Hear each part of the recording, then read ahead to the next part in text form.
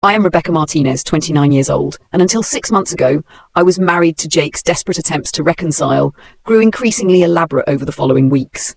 Expensive flower arrangements arrived daily at Morgan's apartment until I had the building management refuse them. Jewelry appeared with notes begging for another chance.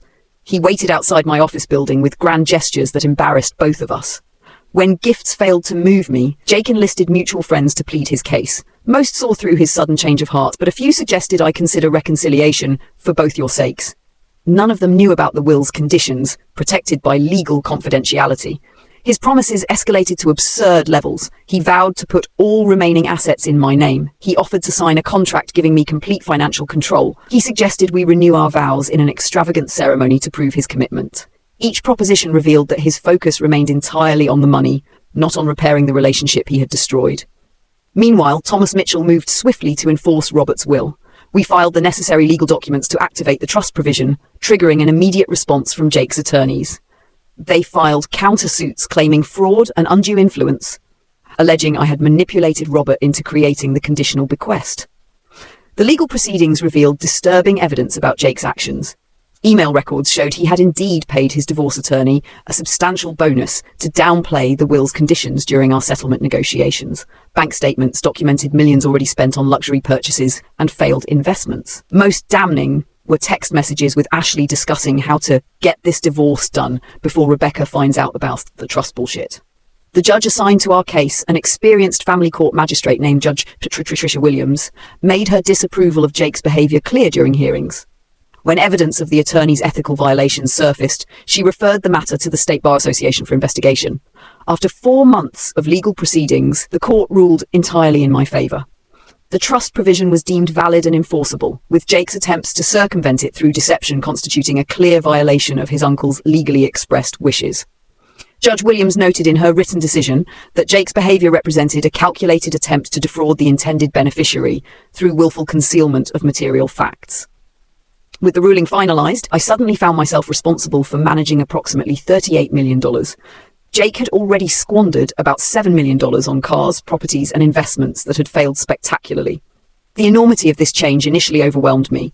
Rather than making impulsive decisions like Jake had, I assembled a team of reputable financial advisors. A certified financial planner, a tax attorney, and an investment specialist with fiduciary responsibilities. We developed a conservative strategy focused on preserving capital while generating sustainable income. I allocated funds across several categories: secure investments for long-term growth, retirement planning, charitable giving, and a modest portion for personal use. Unlike Jake's reckless spending, I approached the inheritance methodically and remained in my affordable studio apartment until I had fully processed everything that had happened. Jake's parents, who had remained distant throughout our marriage, suddenly became intensely interested in reconciliation.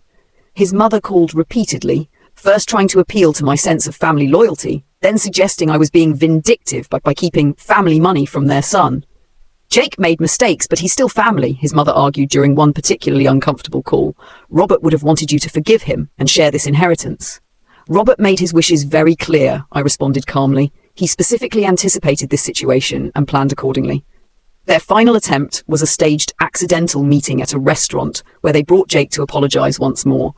I politely excused myself immediately and later sent a clear message through Thomas that all communication should go through our respective attorneys. Throughout this period, I gradually rebuilt relationships with friends and family members who had grown distant during my marriage, largely due to Jake's subtle isolation tactics. My mother was shocked when I told her the complete story, having seen only the edited version I'd presented over the years. "We always sensed something was wrong," she admitted, "but you seemed determined to make it work, so we didn't want to interfere." Therapy became essential for my healing process. Dr. Lisa Rodriguez helped me recognize patterns of emotional manipulation I had accepted as normal and understand how my boundaries had been gradually eroded during the marriage. We worked through the trauma of betrayal while building healthier expectations for future relationships. "What's remarkable," Dr. Rodriguez observed after several months, "is not just that you survived this betrayal, but that you've maintained your integrity while learning to protect yourself." As the legal situation stabilized, I found myself returning to the business plan I had shelved years earlier. With the financial freedom to pursue it properly, I researched the market thoroughly, consulted with industry experts, and refined my concept for a boutique software consulting firm. The company I eventually launched, Martinez Tech Solutions, focused on helping small businesses optimize their technology systems and digital workflows. Rather than trading on my sudden wealth, I built the business on genuine expertise and passion for helping others succeed. Within 8 months of launching, I had secured several major clients who took a chance on a new firm based on personal recommendations and my clear dedication to their success. The positive feedback and referrals that followed proved that my success was based on skill rather than inheritance. When a local business journal featured my company in a Startups to Watch article, the satisfaction I felt far exceeded any emotion related to the inheritance. This was something I had built through my own efforts, knowledge I had earned through years of education and experience. The contrast between Jake's approach to sudden wealth and my own couldn't have been more obvious. While he had sought immediate gratification and status symbols, I focused on creating something sustainable that would benefit others. The money was never the goal. It was simply a tool that enabled me to build something meaningful. 1 year after our divorce was finalized, I barely resembled the devastated woman who had signed those papers. The physical transformation reflected inner healing. I stood straighter, spoke with more confidence, and smiled genuinely again. My consulting business had expanded to larger offices in downtown Seattle with 6 employees. Each day brought challenges that engaged my technical skills and business acumen fully. The confidence I projected was earned through overcoming adversity, not granted by wealth. Regular therapy sessions had helped me process the betrayal without letting it define my future. I developed healthy practices supporting ongoing healing. Journaling to track emotional progress, meditation to stay grounded during major life changes, and building a support network of authentic friendships based on mutual respect. Dating again came slowly and cautiously. My first attempts were casual coffee meetings that never progressed beyond friendship as I learned to trust my judgment again. Eventually, I enjoyed several pleasant dinners with men who seemed genuinely kind, though I remained transparent about not being ready for anything serious. The best part about dating now, I told Morgan, is that I know exactly what my boundaries are and feel no guilt about maintaining them. As my business thrived, I expanded services beyond my initial projections. The team I assembled brought complementary skills, creating a collaborative environment where everyone contributed to our shared success. Industry recognition came through business awards and speaking invitations at technology conferences. 8 months after launching the business, I established the Robert Thompson Foundation with a significant portion of the inheritance. The foundation focused on financial education and technology training for disadvantaged communities, particularly supporting women recovering from financial abuse or sudden economic hardship. Financial independence is about more than money, I explained at the foundation's launch event. It's about having the knowledge and confidence to make informed decisions about your future. The foundation became the most meaningful use of Robert's gift, transforming wealth into opportunity for others. Each scholarship recipient and successful mentee proved that true value comes from creating positive change, not accumulating possessions. Nearly 16 months after our divorce, I encountered Jake unexpectedly at a coffee shop in downtown Seattle. I had just finished a client meeting when I noticed him sitting alone at a corner table, staring into an empty cup. His appearance shocked me. The expensive clothes were gone, replaced by worn jeans and a faded t-shirt. His once carefully styled hair was now thin and unkempt. He noticed me before I could decide whether to acknowledge him. After a moment's hesitation, he approached my table, moving with none of his former confidence. "Rebecca," he said quietly, "you look really well." Up close, the changes were even more dramatic. Fine lines had appeared around his eyes, and he had lost weight in a way that suggested stress rather than intentional fitness. The arrogance that had once defined his posture was completely absent. "May I sit for a moment?" he asked, gesturing to the empty chair across from me. Against my better judgment, I nodded. The anger that had once burned so intensely had faded to something closer to indifference. "I filed for bankruptcy 3 months ago," he said without preamble. "The investments all failed. The Vancouver condo was foreclosed. Ashley left almost a year ago for someone with better financial prospects." I remained silent, neither encouraging nor discouraging his confession. "I understand now what I threw away," he continued, eyes fixed on the table rather than meeting mine. "Not just the money, but everything else. Your support, your belief in me, the life we could have built together if I hadn't been so blind." For the first time since I had known him, Jake's words seemed genuinely reflective rather than calculated for effect. "I owe you an apology," he said finally. "A real one, not like before when I was just trying to get access to the trust fund. I was cruel to you. I betrayed you after years of your support. There's no excuse for how I treated you." I considered his words carefully before responding. "Thank you for saying that, Jake." Uncle Robert was right about both of us, he admitted. He saw who we really were better than we saw ourselves. He knew I would make exactly the choices I made, and he knew you deserved better.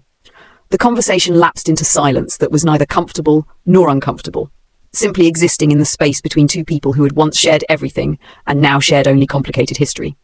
Would it be possible, Jake asked hesitantly, for us to stay in touch occasionally? Not to reconcile, he added quickly, seeing my expression. Just to talk sometimes as friends, maybe. I took a moment to check my internal response to his request. The boundary felt clear and healthy.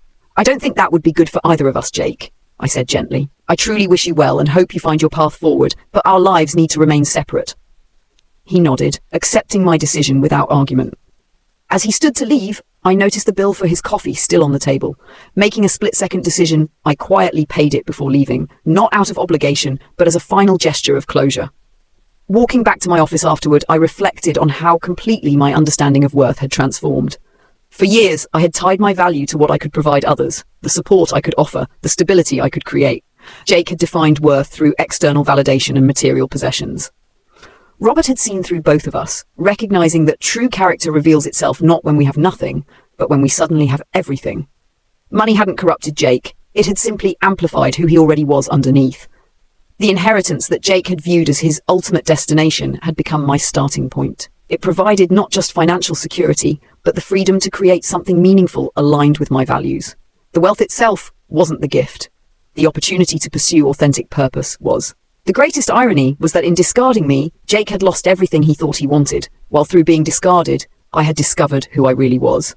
The person I became after surviving betrayal was stronger, wiser, and more authentic than the woman who had desperately tried to save a marriage with someone who valued wealth over human connection. Life after devastation had revealed possibilities I never could have imagined during those dark days after being thrown out of our apartment.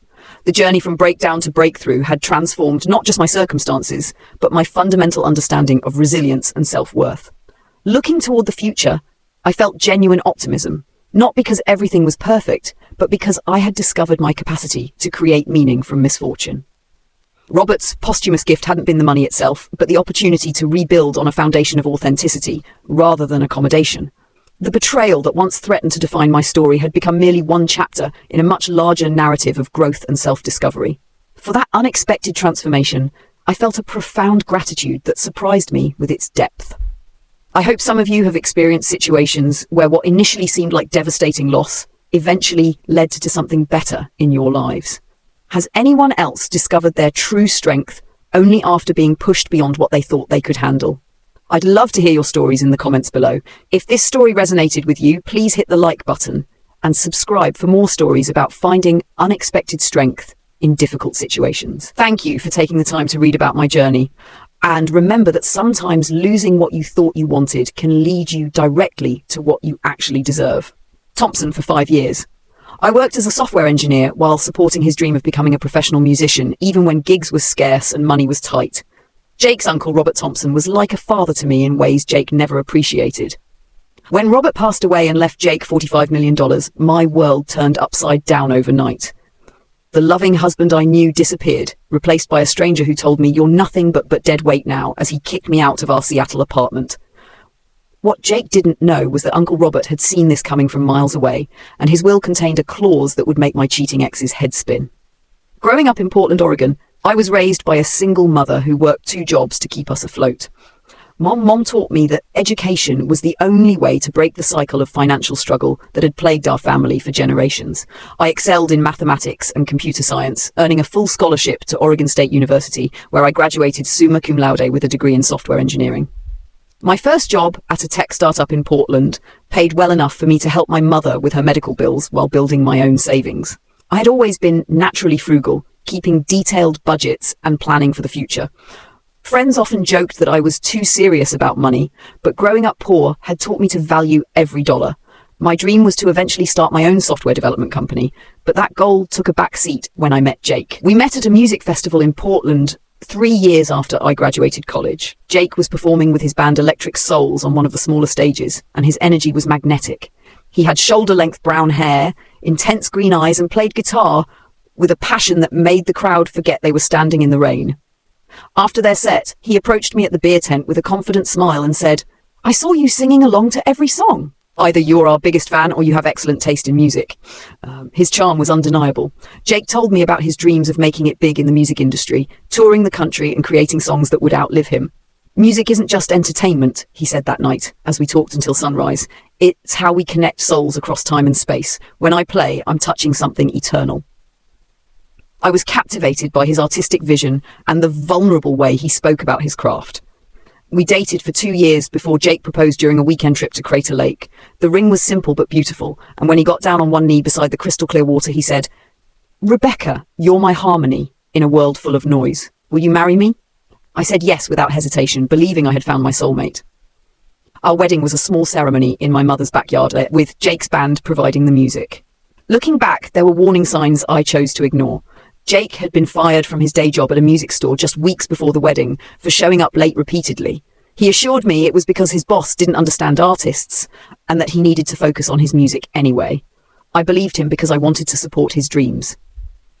The pattern continued throughout our marriage. Jake would get part-time jobs to help with expenses, but they never lasted more than a few months.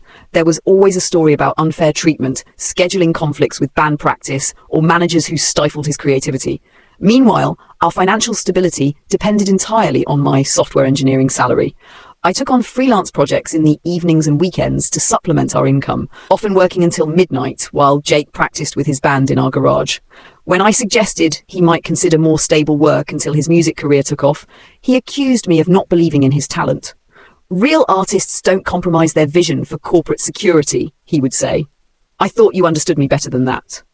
My first meeting with Robert Thompson happened 6 months after Jake and I got married. Robert was Jake's father's younger brother, a successful real estate developer who had built a small empire of commercial properties across Washington state. Jake had always described his uncle as uptight and obsessed with money, so I was nervous about making a good impression. To my surprise, Robert was warm and genuinely interested in getting to know me. He asked thoughtful questions about my work in software development and listened intently as I explained the projects I was working on. During dinner at his beautiful home in Bellevue, he showed me his home office where he kept business journals dating back 30 years. "Success in business requires discipline and long-term thinking," Robert told me, flipping through one of his ledgers. "Too many people want immediate gratification instead of building something sustainable. You seem to understand that principle." I was flattered by his assessment and found myself genuinely enjoying our conversation about investment strategies and market analysis. Over time, Robert began inviting Jake and me to family gatherings and holiday celebrations. While Jake often seemed restless during these visits, checking his phone frequently or stepping outside to take calls from band members, Robert and I would discuss everything from real estate trends to emerging technologies. He began mentoring me informally, sharing business books and insights from his decades of experience. "You have the mind of an entrepreneur," Robert told me one evening after Jake had left early to attend band practice. "Don't let anyone convince you to settle for less than your potential." His words meant more to me than he probably realized, coming from someone who had built success through hard work rather than luck. Jake grew increasingly resentful of my relationship with his uncle. He would make sarcastic comments about our conversations and accuse me of sucking up to the rich relative. What he didn't understand was that Robert simply appreciated my genuine interest in learning about business and my work ethic. Unlike Jake, who viewed Robert primarily as a source of potential financial support, I valued the wisdom and guidance he offered. As our marriage progressed, the financial strain intensified. Jake's band had some small successes, a few paid gigs at local venues and one song that got played on a Portland radio station, but nothing that generated substantial income. Meanwhile, my career was flourishing. I received promotions and raises, eventually becoming a senior software engineer at a major tech company in Seattle, which required us to relocate. The move to Seattle was supposed to be a fresh start for both of us. The larger music scene would provide more opportunities for Jake's band, and my new position came with a significant salary increase. Instead, the change seemed to amplify existing problems. Jake struggled to connect with new musicians and blamed the cliquish Seattle music scene for his lack of progress. Our arguments about money became more frequent and intense. I would come home from long days at work to find Jake on the couch, guitar in hand, with no evidence of job searching or productive practice. When I gently suggested he might consider teaching music lessons for steady income, he exploded. "You don't understand the creative process," he yelled. "I can't just turn my art into some boring side hustle. That's how dreams die, Rebecca. Is that what you want? For me to give up everything I've worked for?" I tried to explain that I was simply suggesting ways to contribute financially while still pursuing his music, but Jake heard only criticism. "You make me feel like a failure," he said, his voice breaking. "Do you know what it's like having your wife be the only breadwinner? It's emasculating." The truth was that I was exhausted from carrying the financial burden alone. I had taken on additional consulting work to afford our Seattle rent, often working 12-hour days. The stress was affecting my health and our relationship, but whenever I tried to discuss it, Jake made himself the victim. 3 years into our marriage, we received devastating news. Robert had been diagnosed with pancreatic cancer, and the prognosis was grim. Doctors gave him less than 6 months to live. The news hit both Jake and me hard, but we processed our grief very differently. I immediately organized my schedule to help with hospital visits and appointments. Robert had never married and had no children, so Jake and I were his closest family. I coordinated with his doctors, helped manage his medications, and ensured he had everything he needed during treatment. Jake, meanwhile, seemed overwhelmed by the situation and often found excuses to avoid the hospital. "Hospitals depress me," Jake explained when I asked why he had missed another appointment. "I want to remember Uncle Robert as he was, not as this sick person. That's not selfish, it's honoring his dignity." I understood grief manifested differently for everyone, but I was troubled by Jake's absence during such a crucial time. During Robert's final months, our relationship deepened significantly. Between treatments, when he felt strong enough, we would discuss his business philosophy and life lessons. He shared stories about building his real estate empire from nothing and the mistakes he had learned from along the way. "I've watched Jake his entire life," Robert confided during one of our private conversations. "He has talent and charm, but he lacks discipline and accountability. Those are qualities that can't be taught, they have to be chosen." His words troubled me, though I defended Jake out of loyalty. In his final weeks, Robert asked to speak with me alone. His once powerful frame was now frail, but his mind remained sharp as ever. He thanked me for bringing stability to Jake's life and for being the granddaughter he never had. There was something in his expression that suggested he wanted to say more, but he simply squeezed my hand and said, "Promise me you'll always know your worth, regardless of what others might tell you." When Robert passed away, I was holding his hand in the hospital room. Jake arrived 15 minutes after his uncle had already died, having stopped to get coffee because I needed to prepare myself emotionally. I stayed with Robert until the funeral home staff arrived, honoring my promise to ensure he wasn't alone at the end. The funeral was held at Robert's favorite church in Bellevue, packed with business associates, employees, and friends whose lives he had touched. I spent days helping to arrange the service, selecting music that reflected Robert's personality and ensuring every detail honored his memory properly. Jake contributed minimally to the planning, claiming grief made it difficult for him to focus on logistics. I delivered a heartfelt eulogy that brought many attendees to tears, speaking about Robert's wisdom, generosity, and the profound impact he had on my personal and professional development. Jake sat in the front row, occasionally dabbing at his eyes with a tissue, though I noticed the tears seemed forced. After the service, most condolences were directed toward me rather than Jake, which visibly bothered him. Several of Robert's business partners approached me, saying things like, "He talked about you constantly and you were like a daughter to him." Each comment seemed to darken Jake's mood further, though he maintained a polite facade for the other mourners. At the reception following the funeral, Jake remained distant while I handled the caterers, thanked people for coming, and ensured Robert's wishes for the gathering were fulfilled. Several attendees commented on how well I had organized everything, and one longtime business associate told me, "Robert would be proud of how you've honored his memory today."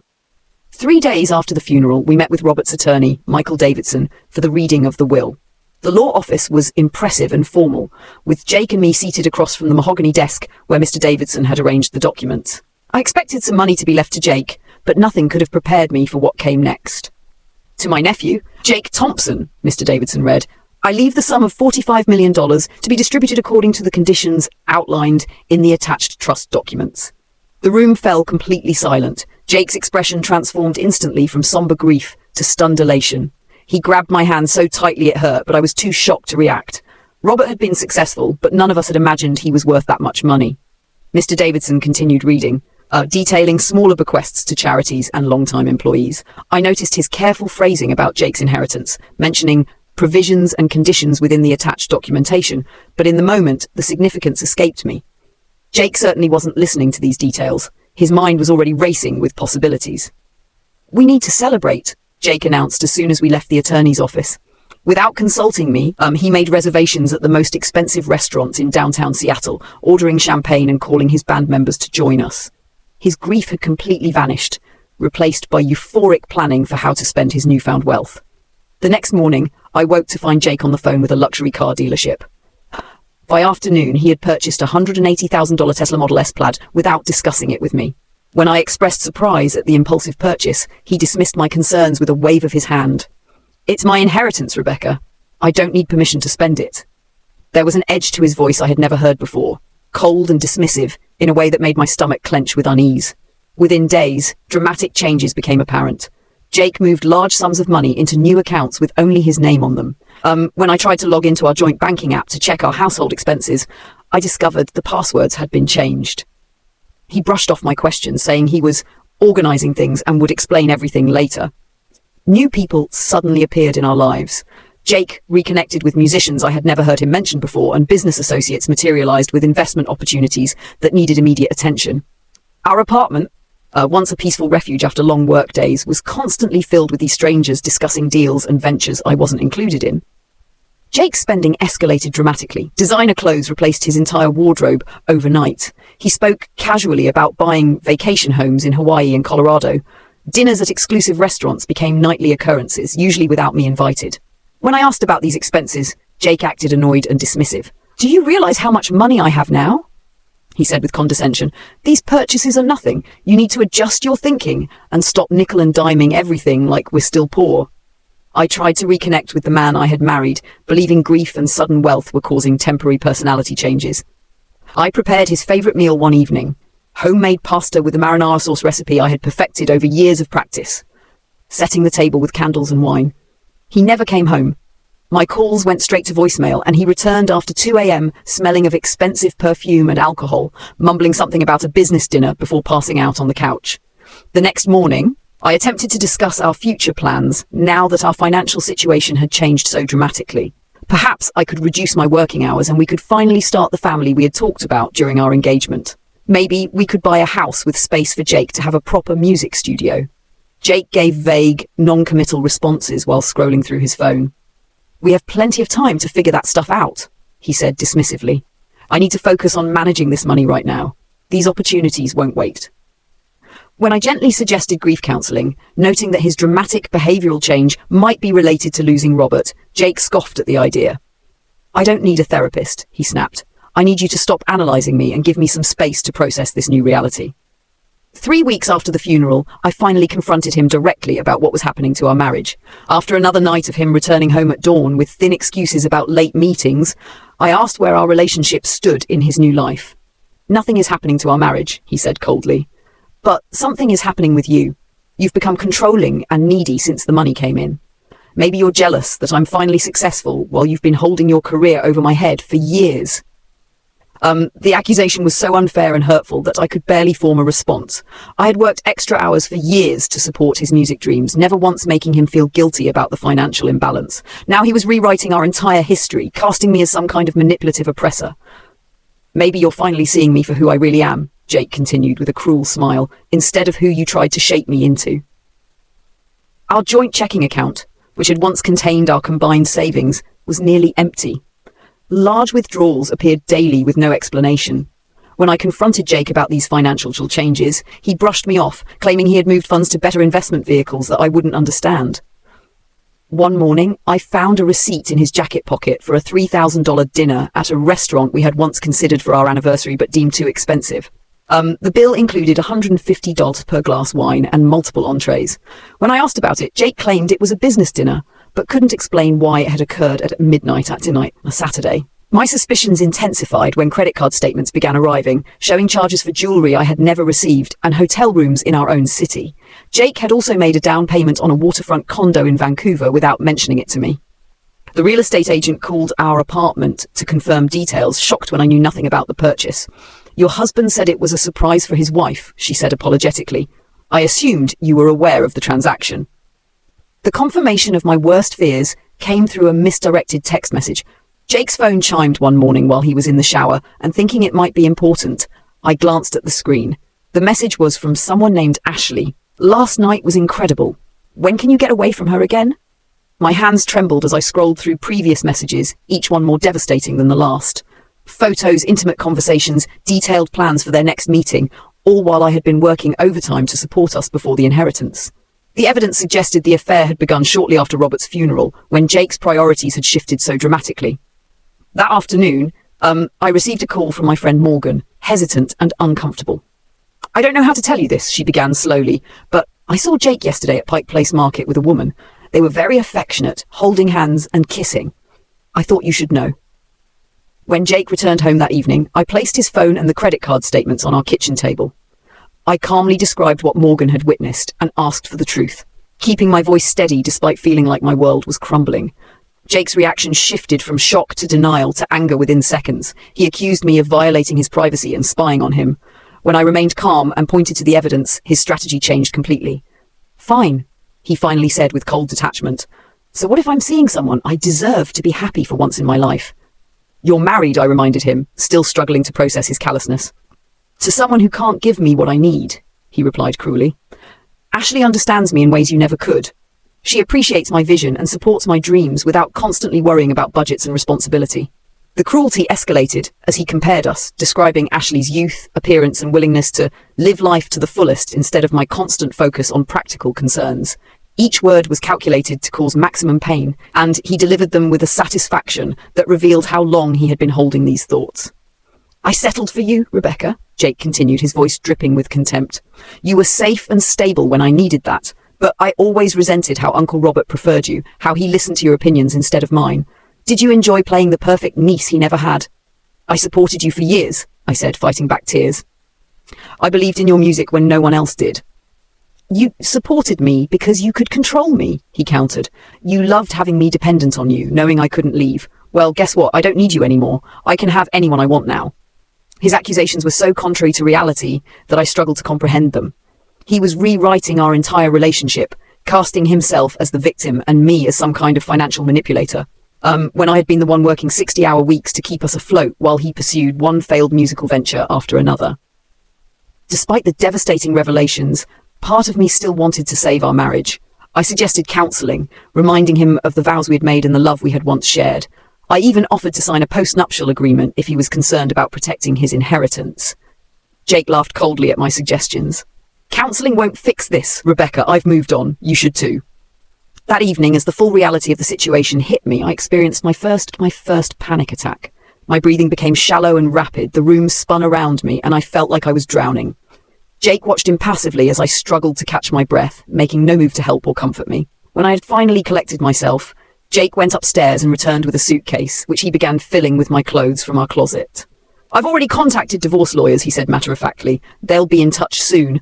I'm prepared to offer you a fair settlement if you make this easy and don't contest anything." As he shoved the hastily packed suitcase toward me, he delivered the words that would echo in my mind for months. "You're nothing but dead weight now."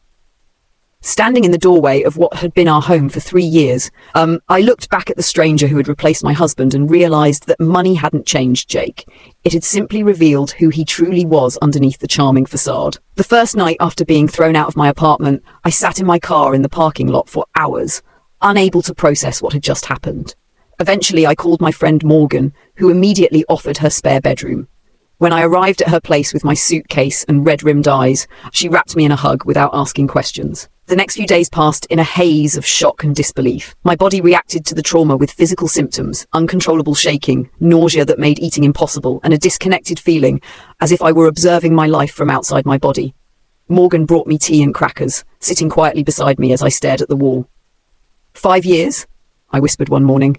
5 years of my life, and he threw me away like garbage. After a week of barely functioning, practical concerns forced me back to some semblance of normalcy. I needed a place to live, and my software engineer salary, while good, couldn't afford anything comparable to the apartment I had shared with Jake in our expensive Seattle neighborhood. I spent hours scrolling through rental listings, eventually finding a studio apartment in a less trendy area with manageable rent. Moving my belongings proved another humiliation. I arranged pickup through text messages with Jake, coordinating a time when he would be out. Many of my personal items, including my laptop, with years of coding projects and family photos, had mysteriously vanished. My grandmother's jewelry box was found smashed in the garbage. "He's doing this deliberately," Morgan observed, watching me discover my damaged possessions. "He wants to hurt you as much as possible." The divorce papers arrived by courier 2 weeks after I had moved into my tiny new apartment. Jake had retained Harrison and Associates, an expensive law firm known for representing wealthy clients in contentious divorces. The legal language was cold and dismissive, referring to our marriage as irreconcilably broken, and proposing terms that would leave me with virtually nothing. Finding legal representation I could afford proved challenging. After several consultations with attorneys who required retainers far beyond my means, I found Sarah Chen, a recently licensed lawyer willing to take my case at a reduced rate. Her inexperience worried me, but her genuine outrage at the proposed settlement terms was reassuring. "This is completely unfair," she said, reviewing the documents. "He's claiming you contributed nothing to the marriage while you supported him financially for years, and he's offering minimal alimony despite the length of your marriage and his sudden wealth." The proposed settlement offered me a one-time payment of $15,000 in exchange for waiving all claims to marital property and signing a non-disclosure agreement. The amount wouldn't even cover my moving expenses and first year's rent. Sarah was shocked by the insulting terms. "He expects you to restart your life with practically nothing after 5 years of marriage," she said. "This is deliberately punitive, and the NDA is clearly designed to prevent you from discussing his behavior publicly." My financial situation became increasingly precarious. Joint accounts had been drained and my credit cards were suddenly cancelled without warning. I calculated how long my personal savings would last while covering rent, utilities and legal fees. Less than 8 months if I was careful. The contrast between my struggle and Jake's luxury was painful to witness. Social media showed him vacationing in Tokyo with Ashley, dining at exclusive restaurants and attending VIP events. Photos from a private box at a Seahawks game particularly stung, knowing how we had always watched games at home because tickets were too expensive. After 2 months of legal back and forth, Sarah delivered difficult advice. "Fighting a prolonged battle against someone with Jake's resources will likely bankrupt you before we reach a favourable judgment. He can afford to drag this out indefinitely while you can't." With deep reluctance and a profound sense of injustice, I agreed to accept a slightly improved offer of $25,000 and 1 year of health insurance coverage. The terms still included the humiliating NDA, which I resented but couldn't afford to fight.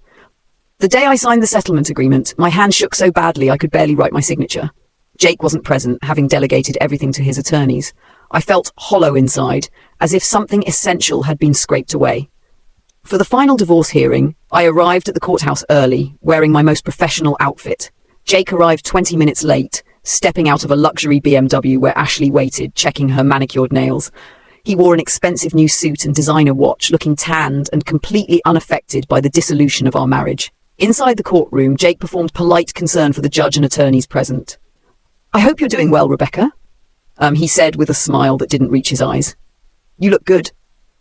The proceedings were brief and efficient, with documents passed for signatures and explanations of final terms. I noticed Michael Davidson, Robert's attorney who had read the will, observing from the back of the courtroom with an odd expression. When Jake rushed through the process, clearly eager to be finished, Mr. Davidson's eyebrows raised slightly. As I signed the last document officially ending our marriage, Jake immediately stood to leave. "My attorney will handle any remaining details. I have another appointment to get to." Before leaving, he turned back with what seemed like an afterthought. "I wish you the best, Rebecca. I really do." The insincerity was the final insult. 3 days after the divorce was finalized, I received an unexpected call from someone who introduced himself as Thomas Mitchell, describing himself as Robert Thompson's personal estate attorney. "I handled Mr. Thompson's most confidential legal affairs for 25 years, he explained. "There are additional matters regarding his estate that require your attention. Would you be available to meet?" My first reaction was suspicion. Was this another attempt by Jake to extract something more from me? I hesitated, explaining that the divorce was already complete. "This is unrelated to your divorce proceedings," Thomas assured me. "Or rather, it's related, but not in the way you might think. Please, Mrs. Martinez, this meeting will be very much to your benefit." Curiosity overcame caution, and I agreed to meet him the following day at his downtown office. The address led me to a prestigious law firm specializing in estate planning and trusts. Thomas Mitchell proved to be a distinguished gentleman with kind eyes and a careful manner of speaking. "Thank you for coming," he said, gesturing to a comfortable chair across from his desk. "Before we begin, I need to ask a direct question. Did Jake initiate your divorce, or did you?"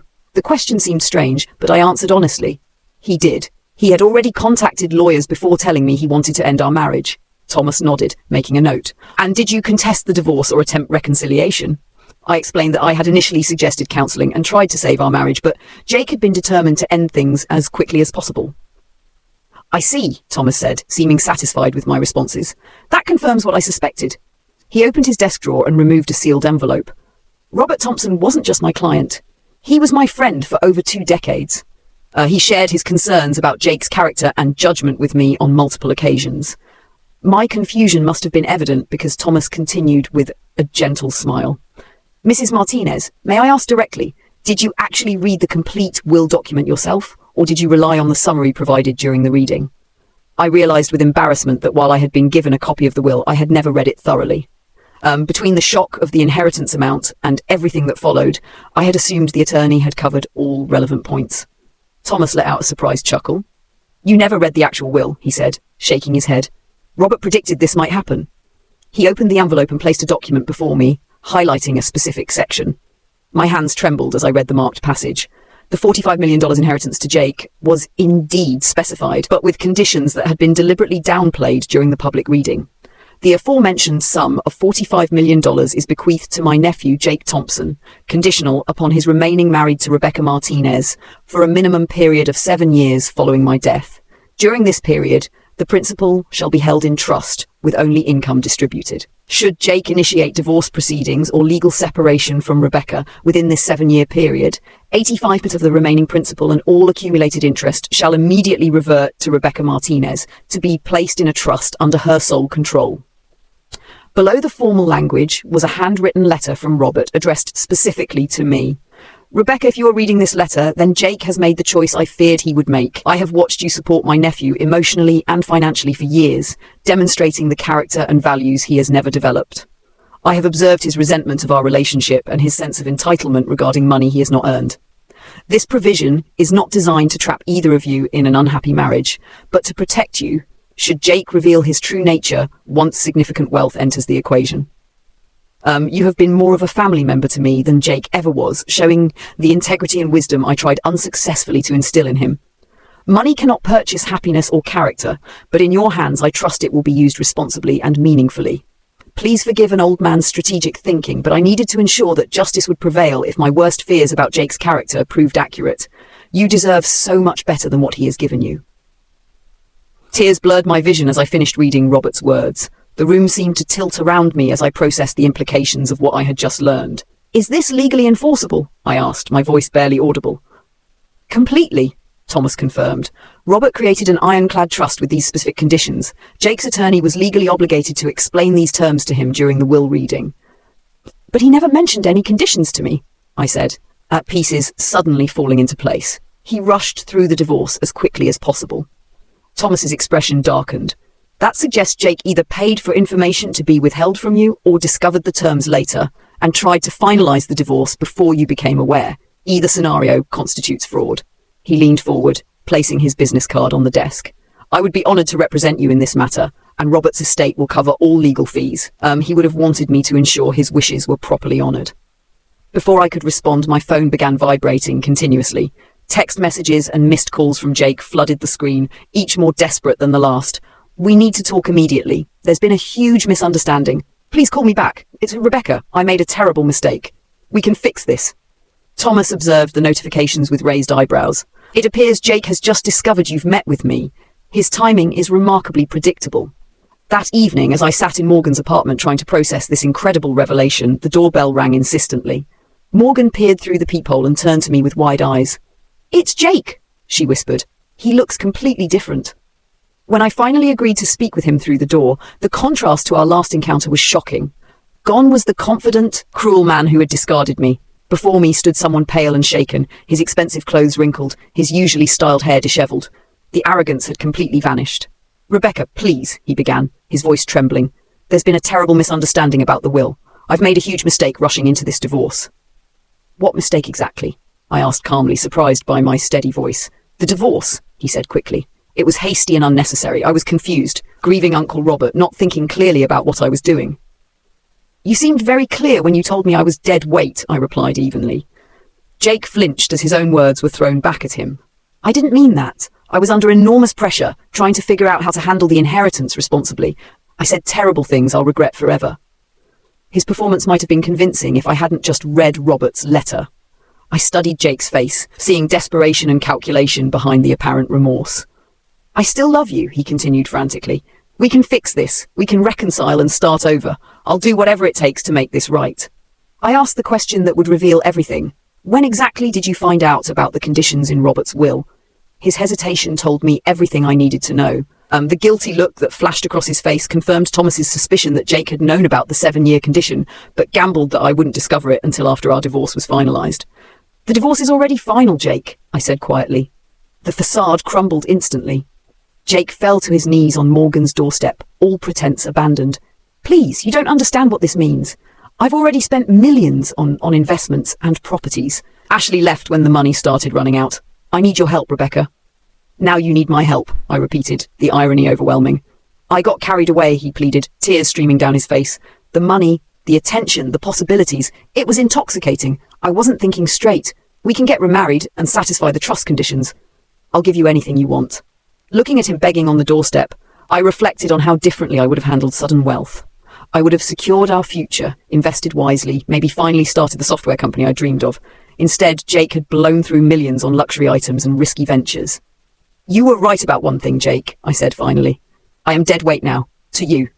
Jake,